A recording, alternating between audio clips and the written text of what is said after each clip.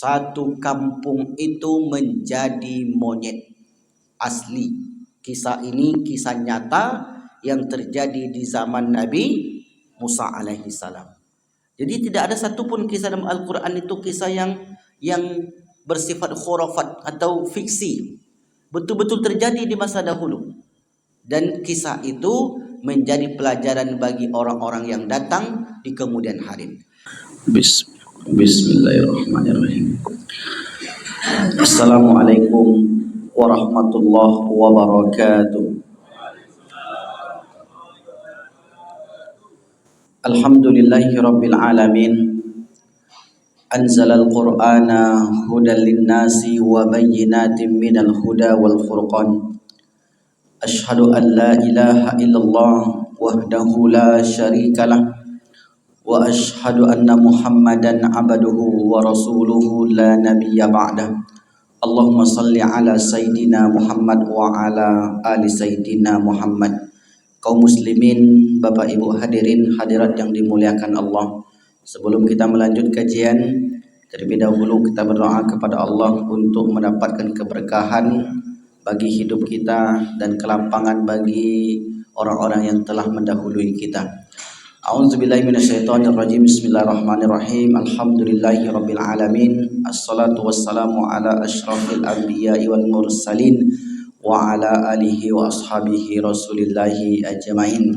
Allahumma ighfir lana dhunubana wa liwalidayna warhamhum kama rabbawna shighara wa li jami'il mu'minina wal mu'minat wal muslimina wal muslimat al ahya'i minhum wal amwat bi rahmatika ya arhamar rahimin. Allahumma anzil sakinata wal barakata wal afiyata wasihhata ala hazihil jama'ati masjid Nurul Huda ya arhamar rahimin. Allahumma ighfir lahum warhamhum wa'afihim wa'fu anhum wa akrim nuzulahum wa wasi' madkhalahum waj'al jannata maswahum. Allahumma ja'al qabrahum rawdatan min riyadil jinan wa la taj'al qabrahum hufratan min hufarin niran. Rabbana atina fid dunya hasanah wa fil akhirati hasanah wa qina adzabannar. Alhamdulillahi rabbil alamin. Kaum muslimin, Bapak Ibu hadirin hadirat yang dimuliakan Allah, sebagaimana biasa di bulan suci Ramadan, edisi yang kita sampaikan yaitu edisi khusus tentang kisah-kisah di dalam Al-Quran. Kisah-kisah yang kita ceritakan yaitu kisah-kisah yang jarang sekali kita dengar, atau mungkin kita menyebutnya kisah yang tidak populer. Populer bagi kita karena memang tidak banyak yang membahas kisah-kisah tersebut. Biasanya para ustadz, para kiai kita membahas tentang kisah 25 nabi dan rasul, Ashabul Kahfi, Nabi Khidir dan lain sebagainya. Di pertemuan yang lalu kita membahas tentang kisah Al-Walid ibni Mughirah yang tersesat oleh temannya sendiri. Padahal Al-Walid telah mengakui kebenaran Al-Quran.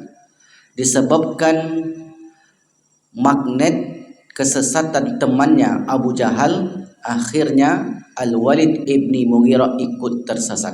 Hikmahnya adalah mesti pandai kita mencari sahabat dalam hidup ini.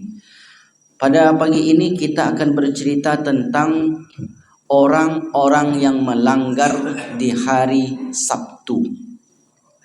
Pernah dengar kisahnya? Kalau pernah berarti tidak cerita lagi saya.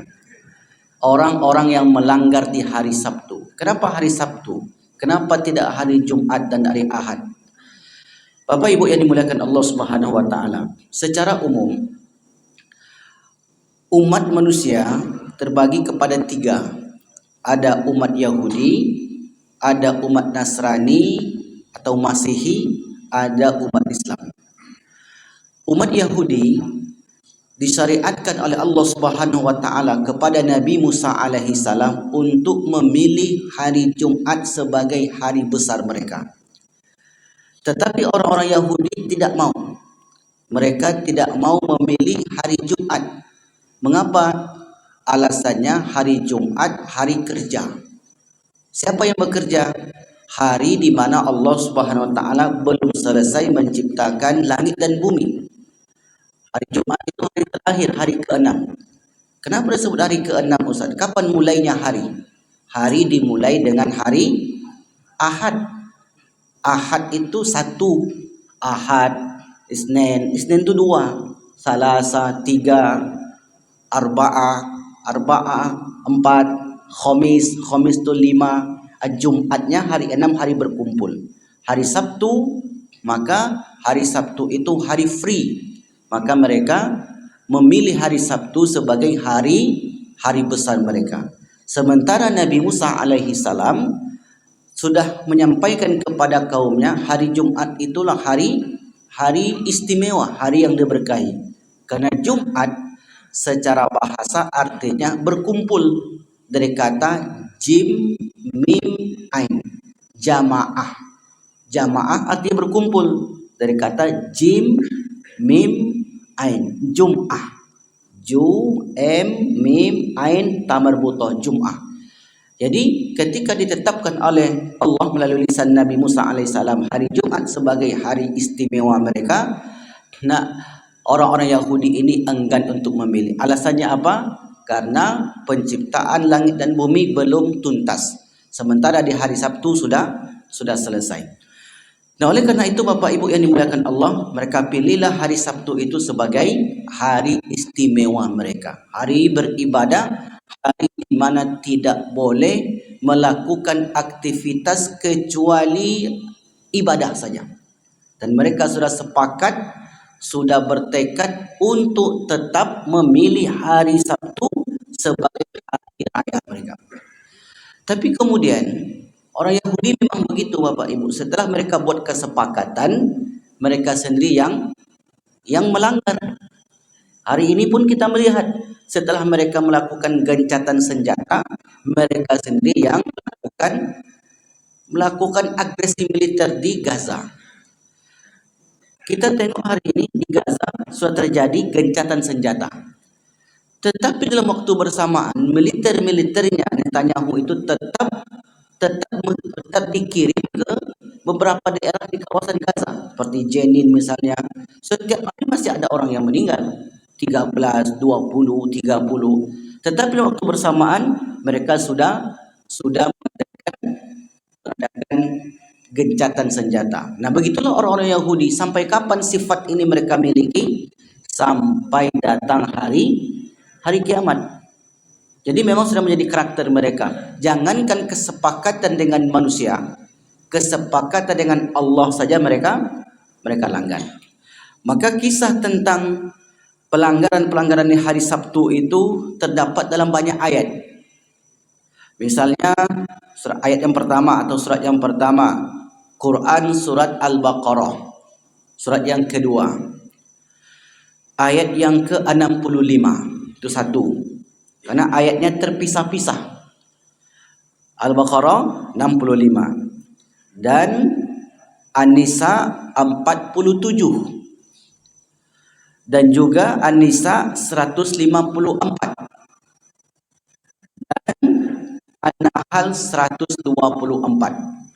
Al-Baqarah 65, An-Nisa 67 dan 154, An-Nahl 124, dan kisah yang paling lengkap tercantum di Quran Al-A'raf 163, 164, 165, 166. Jadi di situ cerita lengkapnya. Sementara ayat-ayat yang tadi Allah ceritakan tidak lengkap, terpisah. Misalnya Allah katakan di Quran surat Al-Baqarah ayat 65, walaqad alimtumul ladzina i'tadaw minkum fis sabti, dan sungguh kalian telah mengetahui orang-orang yang melakukan pelanggaran di hari Sabtu. Fakulna lahum, kami katakan kepada mereka, kunu qiradatan khasiin, jadilah kalian monyet-monyet yang hina. Nah, di ayat yang lain, misalnya An-Nisa ayat yang ke-47, mereka juga melakukan pelanggaran di hari Sabtu. Nal'anuhum kama la'anna ashabas sabti. Kami laknat mereka seperti kami melaknatnya orang-orang yang melakukan pelanggaran di hari Sabtu. Jadi mereka yang melanggar peraturan Allah itu mendapat laknat daripada Allah Subhanahu wa taala. Dan di ayat yang lain, An-Nahl 124, innama ju'ilus sabatu 'alal ladzina ikhtalafu fi. Sesungguhnya kami jadikan hari Sabtu itu terhadap mereka yang berselisih. Orang-orang Yahudi berselisih. Kata orang-orang Yahudi, hari Sabtu inilah hari yang istimewa. Habislah masa mereka, masuklah masa Nabi Isa alaihi salam. Maka kaum Nabi Isa tidak memilih hari Sabtu. Hari apa mereka pilih? Hari Ahad. Jadi kaum Nabi Isa menjadikan hari besar mereka hari Ahad. Dunia hari ini mengadakan liburnya di hari Ahad. Sebenarnya itu adalah tradisi orang-orang Nasrani. Sementara umat Muhammad SAW memilih hari libur di hari Jumat. Cobalah Bapak Ibu lihat, di Timur Tengah hampir tidak ada sekolah kecuali liburnya hari Jumat. Kecuali di negeri kita ini atau negeri-negeri yang menginduk kepada Eropa. Karena memang entah bagaimana ceritanya dahulu, kita lebih memilih kepada hari Ahad tersebut sebagai hari libur kita. Bisa jadi karena sistem pendidikan kita atau mungkin sistem pengkalenderan kita dan sebagainya. Tetapi di pesantren-pesantren hari liburnya tetap hari Jumat. Di pesantren libur kita tetap hari Jumat. Nah, karena memang hari Jumat itu dipilih oleh Rasulullah SAW sebagai hari besar umat Islam. Apakah bisa kita ubah itu, Ustaz? Tentu tidak bisa kita ubah. Hari Jumat dipindah ke hari Ahad karena sudah begitu sistem yang berlaku di negeri kita ini. Tapi yang jelas kita selaku orang Islam meyakini hari Jumat itu adalah hari yang istimewa. Nah, kisah lengkapnya tercantum di Quran surat Al-A'raf 163. Allah berfirman, was'alhum 'anil qaryatil lati kanat hadiratal bahri idh ya'duna fis sabti idh ta'tihim hitanuhum yawma sabtihim syurra'a wa yawma la yasbituna la ta'tihim kadzalika nabluhum bima kanu yafsukun.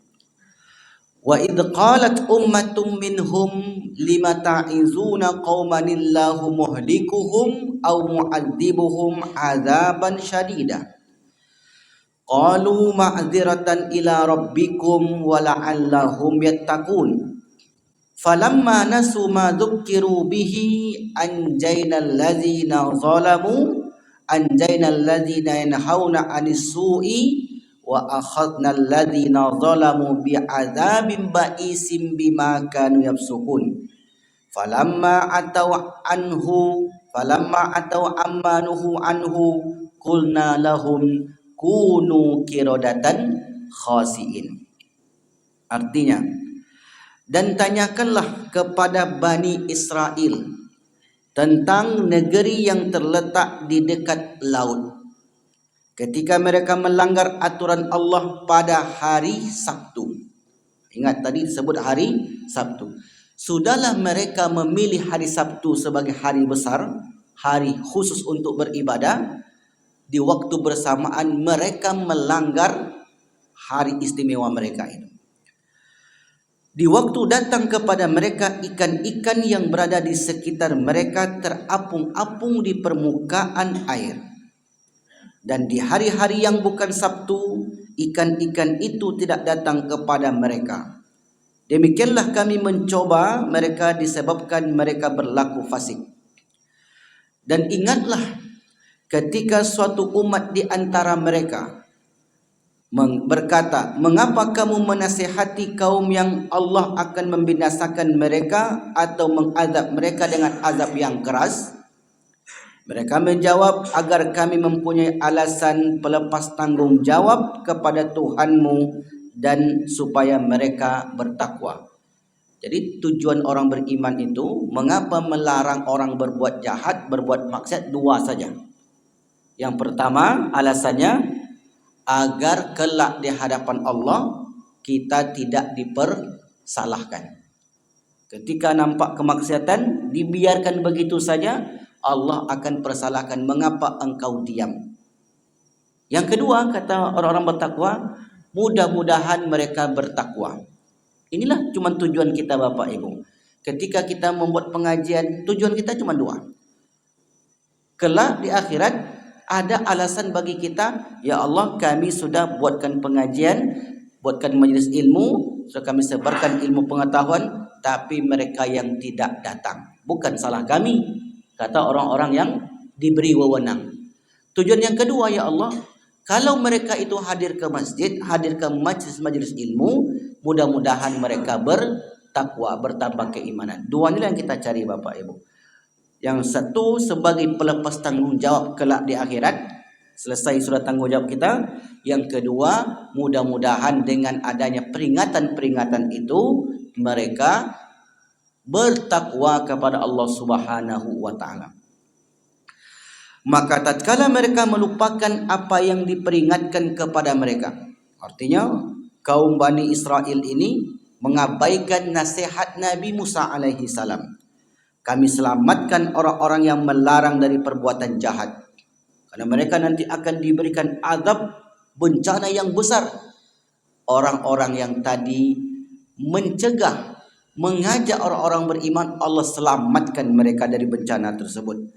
Dan kami timpakan kepada orang-orang zalim siksaan yang keras di dunia dan juga kelak di akhirat, disebabkan mereka selalu berbuat fasik.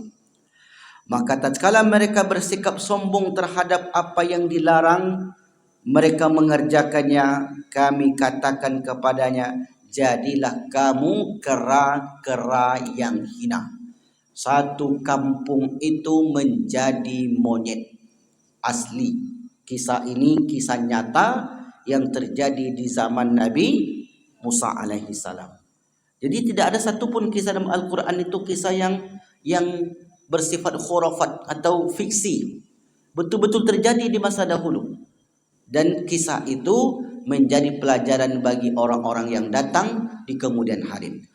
Baik Bapak Ibu yang dimuliakan Allah Subhanahu wa ta'ala, di mana kejadian kisah ini?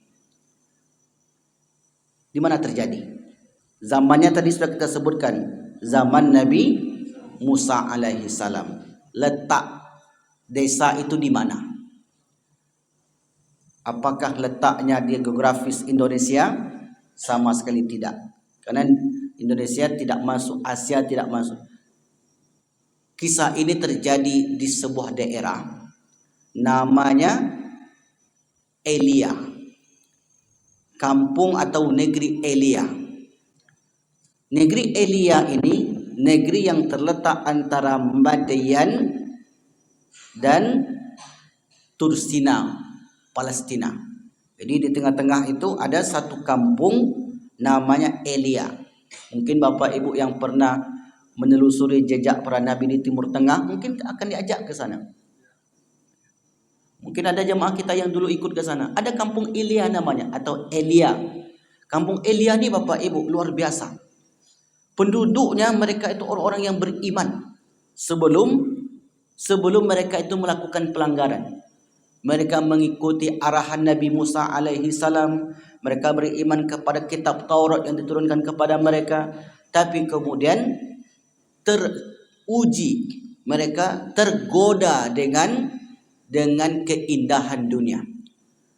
Tergoda karena Allah katakan walaqad zayyana hadhid dunya. Kami hiasi kehidupan dunia ini.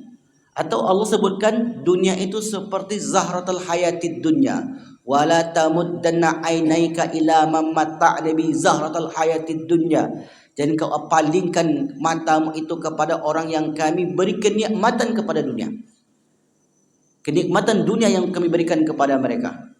Tapi kemudian Bani Israel Orang-orang Yahudi ini yang tinggal di Elia, jumlah penduduknya lebih kurang 73.000 penduduk. Dia mungkin ini sekitar satu kecamatan lah mungkin Bapak Ibu. Kecamatan di negeri kita. Tapi kalau di Brunei itu satu negara. Artinya kampungnya bukan kecil, 70.000. Kalau orang itu nyalek, dipilih oleh 70.000 ini, duduklah dia. Itu banyaknya. Dari 70.000 ini, hampir 90% berprofesi sebagai penangkap ikan, nelayan. Karena kampung Elia itu terletak di pinggir laut di negeri Syam. Dan laut itu sangat indah sekali. Ikannya sangat banyak dan besar-besar.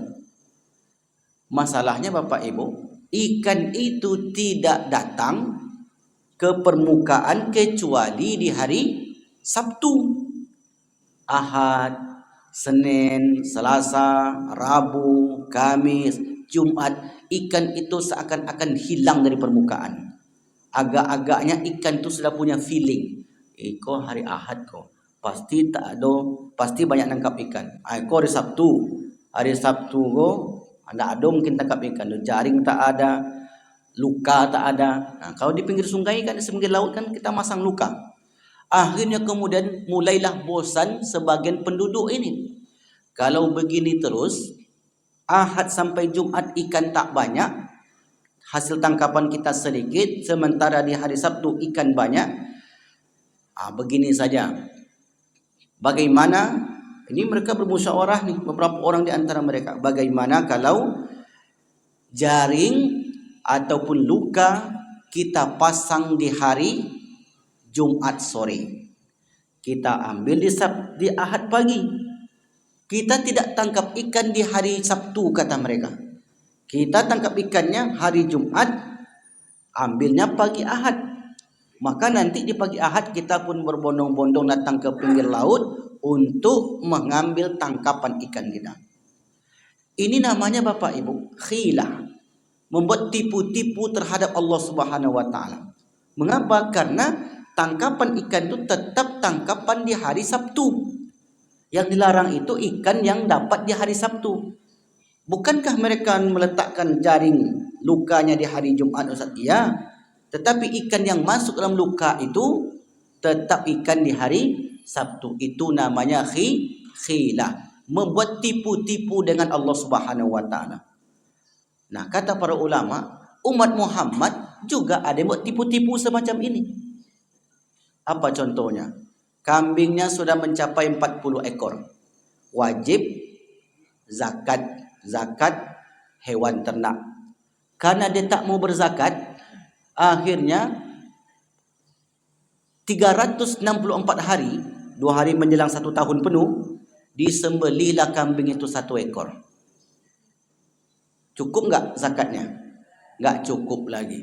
Jadi begitu memasuk nisab haul 1 tahun, maka disembelihlah 1 ekor. Akhirnya tidak jadi berzakat. Ini orang main tipu-tipu dengan Allah Subhanahu wa taala, membuat khilah. Dan ada juga orang yang membuat tipu-tipu dengan Allah dengan mempermainkan hukum. Misalnya dia sudah cerai sebanyak 3-4 kali, ingin kembali lagi ke pasangan hidupnya itu. Dicarilah akal oleh orang ini. Gimana caranya? Dicarinya Cina buta, orang-orang bodoh, disuruh menikah dengan istrinya. Kau nikah dengan istri aku ya, tapi jangan pegang-pegang, sahkan saja. Ini namanya khilah, membuat-buat. Maka yang semacam ini kata para ulama tidak boleh. Bukan Allah tak tahu, Allah tahu saja. Tapi manusia bisa ngakal-ngakalin, tetap bisa Bapak Ibu. Maka yang semacam ini tidak boleh dilakukan. Tetapi kaum Nabi Musa alaihi salam melakukan tipu-tipu terhadap Allah Subhanahu wa taala. Karena satu kali orang itu membuat kesalahan akan terbiasa membuat kesalahan berikutnya. Akan terus melakukan kesalahan berikutnya. Ternyata benar. Setelah mereka berbulan-bulan memasang jaring di hari Jumat sore, mengambilnya di Ahad pagi, datanglah rasa bosan. Kalau tangkapan ikan kita menunggu 3 hari, maka terlalu lama. Bagaimana kalau langsung saja di hari Sabtu? Yang satu orang di antara mereka ini Bapak Ibu menantang hukum Allah. Kalau memang nanti ada azab Allah, saya yang tanggung. Begitulah mereka. Betul-betul ditantangnya Allah. Kalau memang ada ancaman, malapetaka, bencana, saya yang tanggung. Hari ini pun ada orang yang ngomong begitu Bapak Ibu.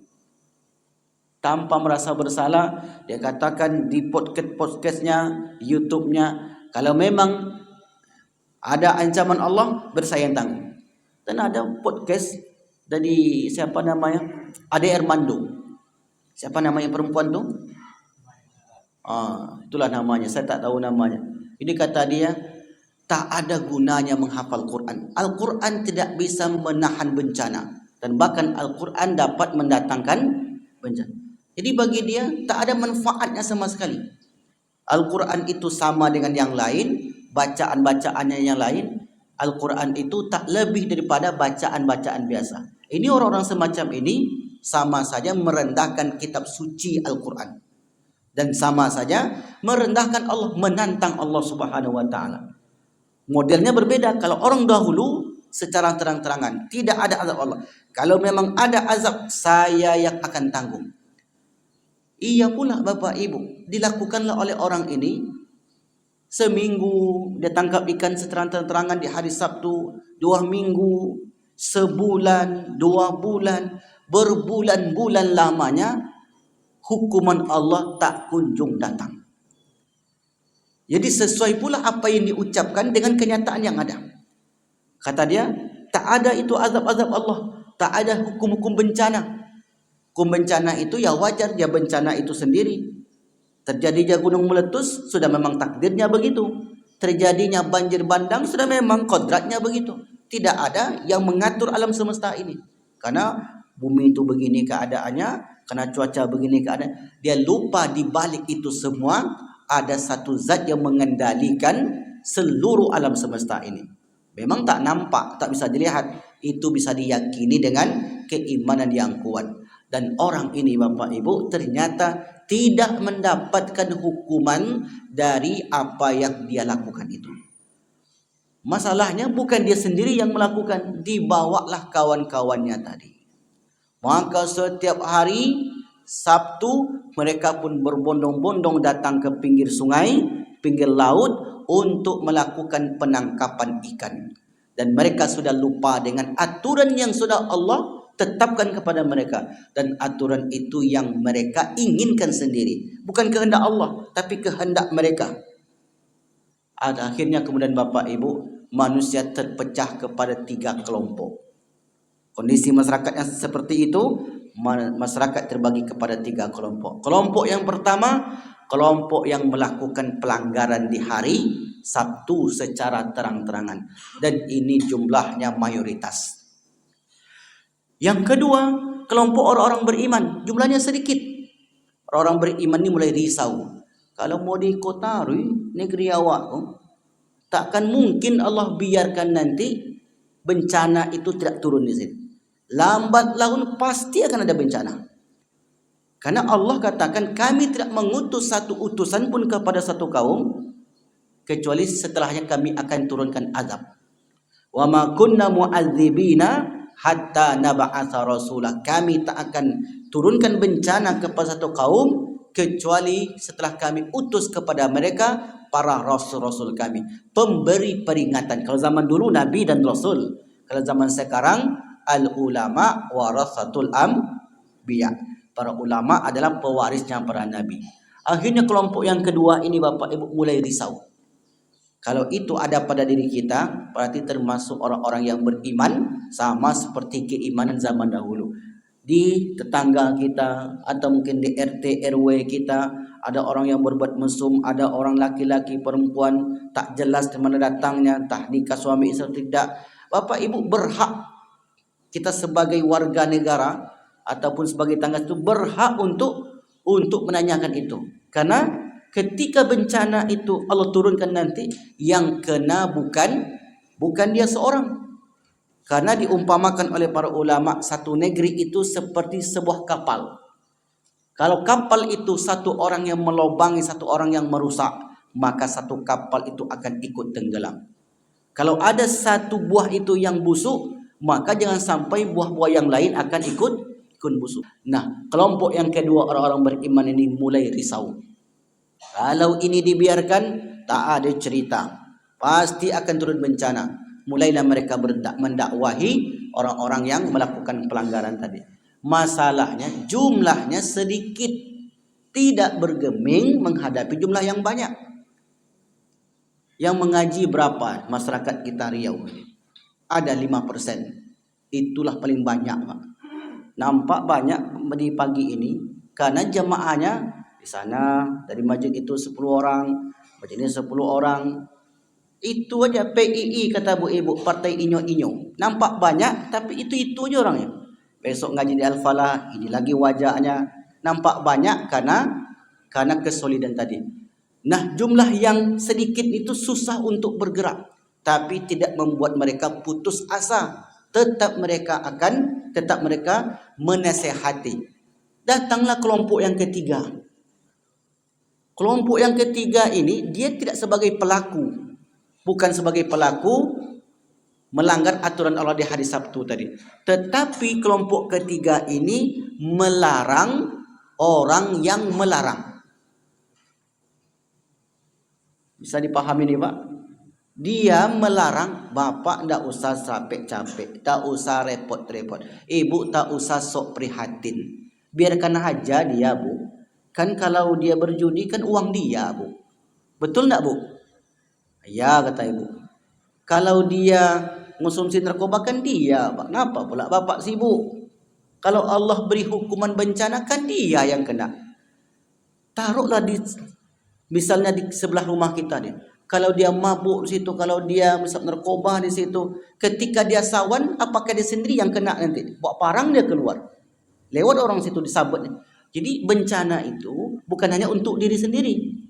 Seperti orang bawa motor, ugal-ugalan, belok kiri, belok kanan. Apakah kita biarkan?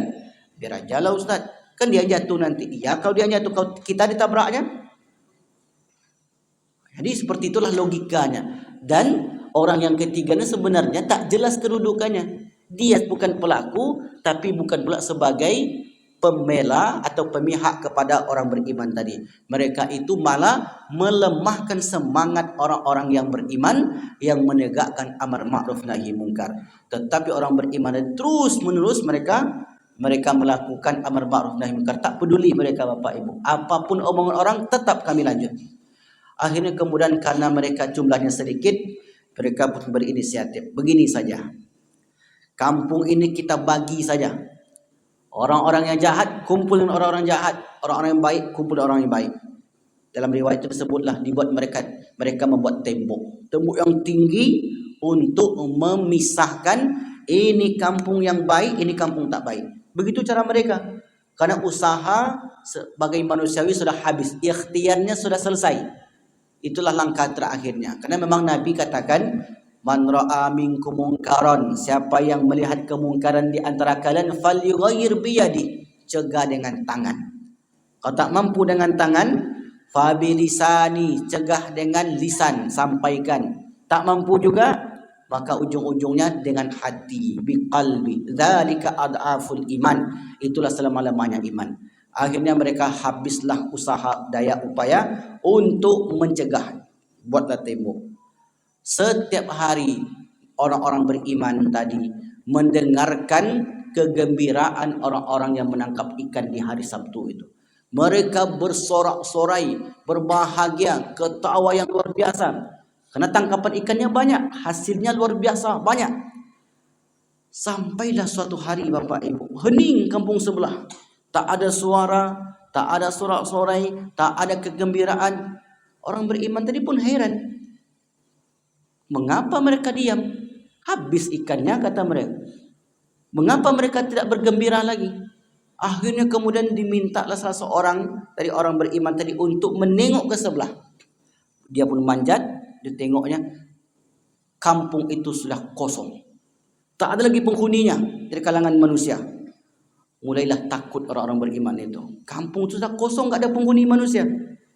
Akhirnya mereka bermusyawarah, gini saja, besok kita buka tembok ini, kita tengok ramai-ramai ke sana, apa yang terjadi. Akhirnya mereka pun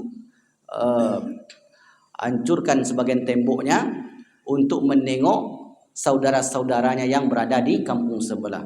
Di sana mereka menemukan monyet-monyet yang sedang menangis. Semuanya jadi monyet sedang menangis.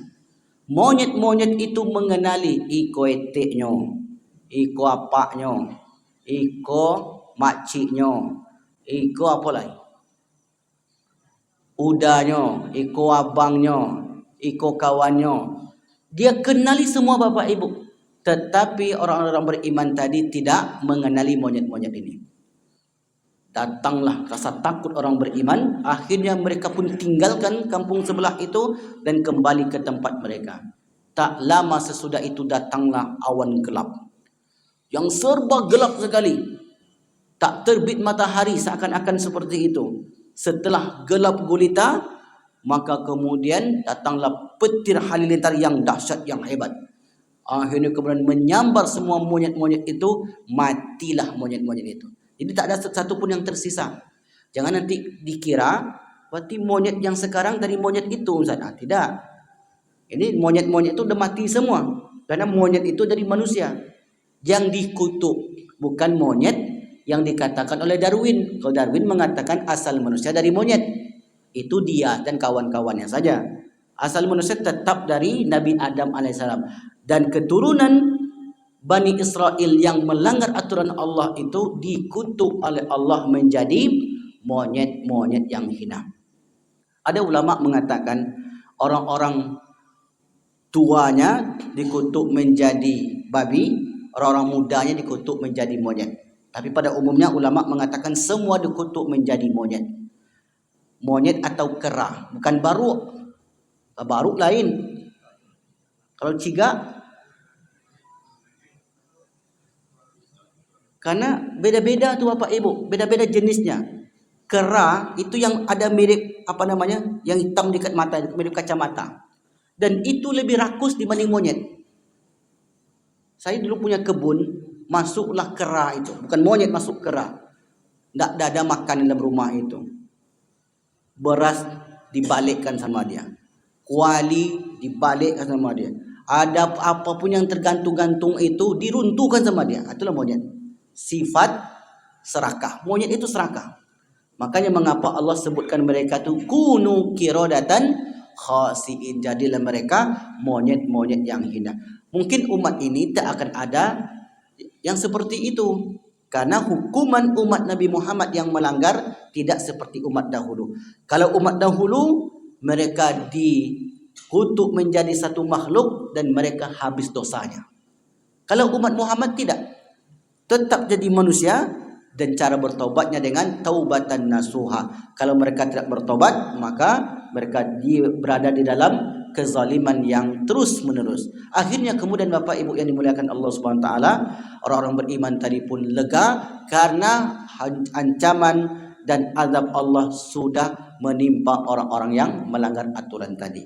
Maka inilah hikmah pelajaran yang kita ambil dari kisah satu kampung yang dikutuk menjadi monyet. Yang pertama hikmahnya bahwasanya azab Allah itu pasti akan turun kepada satu negeri yang terus-menerus melakukan pelanggaran setelah diberi peringatan oleh orang-orang yang beriman. Yang kedua, jangan pernah membuat tipu-tipu terhadap Allah SWT, karena lambat laun Allah pasti akan membuat orang itu akan susah, membuat orang itu menderita. Karena sesungguhnya Allah tidak memberikan hukuman saat itu karena Allah ulur. Allah ingin orang itu bertaubat. Allah ingin orang itu melakukan amal saleh. Sanastadrijuhum min haitsu la ya'lamun. Kami ulur kepada mereka itu ancaman-ancaman kami, azab-azab kami agar mereka bertobat. Kalau tidak juga bertobat, maka disitulah Allah akan berikan hukumannya kepada orang-orang yang melakukan pelanggaran tadi. Wallahu a'lam bishawab. Maka inilah mungkin yang dapat kami sampaikan pada pagi ini. Mudah-mudahan bermanfaat. Kita mudah-mudahan termasuk kelompok yang kedua tadi. Kelompok orang-orang yang peduli dengan lingkungan kita. Kan itu hikmahnya Bapak Ibu. Tidak termasuk orang yang membiarkan negerinya dalam keterpurukan, dalam kemaksiatan. Mudah-mudahan kita terus istiqomah di jalan itu hingga akhir hayat kita. Amin. Amin ya rabbal alamin. Baik Bapak Ibu, ada yang bertanya? Tafadhol. Ya, silakan Pak.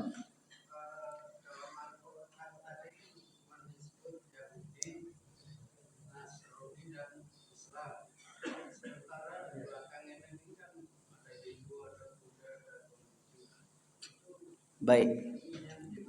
Baik. Yang disebut yang 3 di Al-Quran itu yang memiliki hari besar. Hari besar, Jumat, Sabtu, Ahad. Ada lagi yang disebut di Al-Quran itu kaum Sabi'in, penyembah bintang, ada. Tapi tidak disebut agama-agama yang sekarang. Misalnya yang seperti Bapak sebutkan tadi, ada nama-nama agama itu tak disebutkan di Al-Quran. Makanya para ulama membagi agama itu kepada 2. Satu namanya ad-dinus sama, agama langit. Agama langit itu maksudnya agama yang diceritakan dari zaman dahulu. Yang kedua, agama bumi. Agama bumi itu itulah seperti agama yang muncul sekarang ini. Kenapa disebut agama bumi? Karena itu hasil ide pemikiran manusia. Bukan dari kitab suci. Kalau agama Masihi, Nasrani itu ada di Al-Quran, sebutkan turun dari langit. Kalau agama Buddha enggak ada disebutkan di Al-Quran, bukan turun dari langit. Maka para ulama memisahkan agama-agama itu, satu namanya agama samawi dari langit, yang satu namanya agama bumi. Itu agama bumi ini banyak, kayak Ahmadiyah yang mengaku juga sebagai agama yang baru. Kemudian ada Al-Bahaiyah, kelompok-kelompok lain sebagainya. Nah itu untuk memisahkannya. Begitu Pak. Baik. Ada lagi? Baik. Kalau tidak ada maka kita tutup pengajian ini dengan doa kafaratul majlis. Subhanakallahumma bihamdika asyhadu an la ilaha illa anta astaghfiruka wa atubu ilaik. Wassalamualaikum warahmatullahi wabarakatuh.